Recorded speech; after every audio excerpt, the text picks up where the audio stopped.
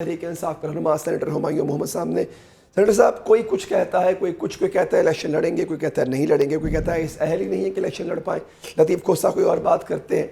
ये तहरीक इंसाफ के साथ हो क्या रहा है? कहीं कोई गेम तो नहीं हो रही? बिस्मिल्लाह, शुक्रिया। नहीं समझता कि कोई गेम कर रहा है या नहीं कर रहा। इमरान खान वेरी वाइजली उन्होंने ये डिसीजन लिया है। उसकी वजह यह है कि हमें इस वक्त की गवर्नमेंट जिस तरीके से ये लोग खेल रहे हैं, ये सारा एक वो जो ज़ीरो रिस्क वाला प्लान है, जो लंदन प्लान है, ये उस लंदन प्लान के तहत सारा चल रहा है। उस लंदन प्लान के जो महरक़ात थे उसमें यह था कि मियाँ नवाज शरीफ को ज़ीरो रिस्क पर पाकिस्तान लाया जाए, मियाँ नवाज शरीफ को जेल में ना भेजा जाए, मियाँ नवाज शरीफ से जलसे कराया जाए, मियाँ नवाज शरीफ के जितने भी केसेस हैं वो सारे ख़त्म किए जाएं, जितने भी चोर उचक्के लोग हैं उन सबके केसेस ख़त्म किए जाएं, और उसके अलावा जब तक इमरान खान को डिस्क्वालीफाई ना करे, इमरान खान को जेल में ना भेजे, इमरान खान के 200 पेशियाँ ना हो, इमरान खान को ये सारी ना हो, उनको नाअहल करके उनसे इलेक्शन ना लड़ाई चाहिए। तो अब अगर पाकिस्तान तहरीक इंसाफ का chairman as a chairman Imran Khan लड़ते हैं तो ऑब्वियसली वो जीतेंगे। जब वो जीतेंगे, जो टिकट्स पे उनके सिग्नेचर होंगे, जब टिकट्स पे उनके सिग्नेचर होंगे, ये इलेक्शन से 5 दिन पहले 6 दिन पहले डिसाइड कर लेंगे कि यार ये डिस्क्वालीफाइड है।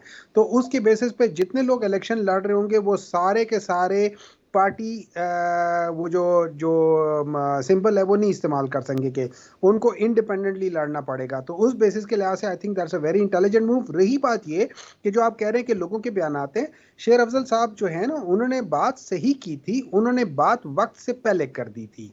ये प्रेरोगेटिव होता है जब पूरी पार्टी डिसीजन प्रॉब्ली यही होना था, लेकिन पार्टी डिसिप्लिन के तहत मेरे लिहाज से जो सेक्रेटरी जनरल है या जो प्रेसिडेंट है या सेक्रेटरी जनरल है या कोर कमेटी है, उसके अंदर ऑप्शन जाके डिस्कस होते हैं और फिर वहां से एक जो जो बयानिया आता है उस लिहाज से वो होता है। तो ही ट्राइड टू बी उन्होंने ज़रा जल्दी कर दिया, उनको थोड़ा सा तहम्मुल से कर लेना चाहिए था, लेकिन वो गलत नहीं कह रहे थे, वो बात सही कर रहे थे। जो पाकिस्तान तहरीक इंसाफ की जो ऑफिशियल लोग हैं उन्होंने ये कभी नहीं कहा कि वो लड़ेंगे, उन्होंने सिर्फ इतना कहा था कि अभी तक डिसाइड नहीं हुआ, जब डिसाइड होगा हम बता देंगे। डिसीजन हो गया, वो बता दिए। अली जफर साहब के शायद उनकी जिम्मेदारी थी। He is not only he is presently he is a parliamentary party leader भी है सेनेट में, and plus he is a lawyer, he is a lead lawyer. तो उन सब चीज़ों को देखते हुए तो वो किया गया है। और चूंकि वो सेनेट में मेरे लिहाज से अगर आप देखते तो शायद अली जफर या किसी को भी कर लेते, इट डजंट मैटर, लेकिन it's a good thing. Gauhar साहब भी अच्छे हैं, ये सारे अच्छे लोग हैं।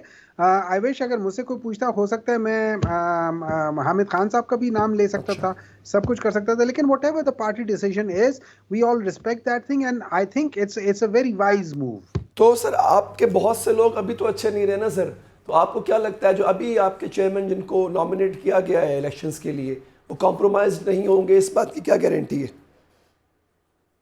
देखिए, इस तरह ये है, at the end of the day Gauhar साहब की नॉमिनेशन हुई है, गौहर साहब की इलेक्शन पार्टी के लिहाज से होगी, ठीक है, पार्टी की मेजॉरिटी उनको करेगी। अगर खुदा न खासा किसी वक्त anyone who wants to be funny, उसको पार्टी हटा सकती है वोट ऑफ नो कॉन्फिडेंस डाल के, मसला तो कोई नहीं है। इन चीज़ों से कोई फ़र्क नहीं पड़ता। असल जो चीज़ होती है ना वो ये होती है, मैं सिंपल बताता हूँ। गौहर साहब जो है ना वो उस चांद की मानद है, या डॉक्टर हुमायूं उस चांद की मानद है जो रोशनी कप्तान की सूरज से लेते हैं।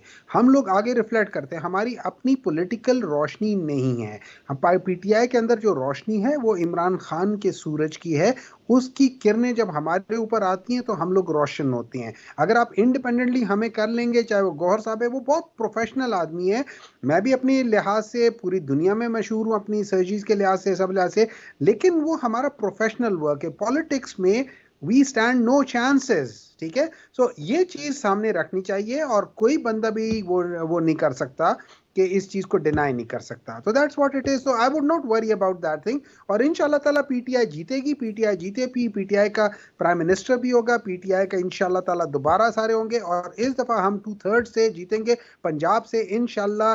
जब तक ये लोग धांधली छोड़ो, धांधला छोड़ो, उससे बड़ा बागड़ धांधला ना कर लेना, उस वक्त तक ये नहीं कोई एक मतलब क्या कह सकते हैं, सिंपल मेजॉरिटी तो छोड़ दे, ये सबसे बड़ी वो क्या कह सकते हैं, जो सेकंड नंबर की पार्टी भी आ जाए तो बड़ी बात हो तो जाएगी। सर ठीक, तो सर ये अब तक जो आपके साथ हुआ है वो धांधली हुई है, धांधला हुआ है, या फिर बहुत बड़ा जो है, जिसे आप बागर धांगला कह रहे हैं, वो हुआ है जो अब तक हुआ है आपके साथ?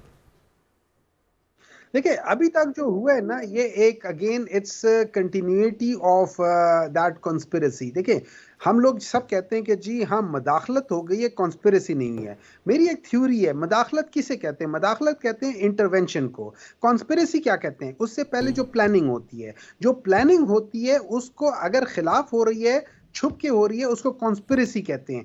अगर उसके लिहाज से फर्ज करो मैं एक जंग में जा रहा हूं तो मैं प्लानिंग कर सकता हूं, लेकिन अगर मैं किसी दुश्मन के खिलाफ जंग में वो कर रहे, वो मुझे कॉन्स्पिरेसी कह सकते हैं। So it's a semantics, it's a synonym, उन चीजों से कोई फर्क नहीं पड़ता। लेकिन जो मदाखलत हो रही है ये उस मदाखलत का हिस्सा है, उसके पीछे एक किस्म की मैं समझता हूं ये कंटिन्यूटी ऑफ दैट पॉलिसी है अच्छा, जी।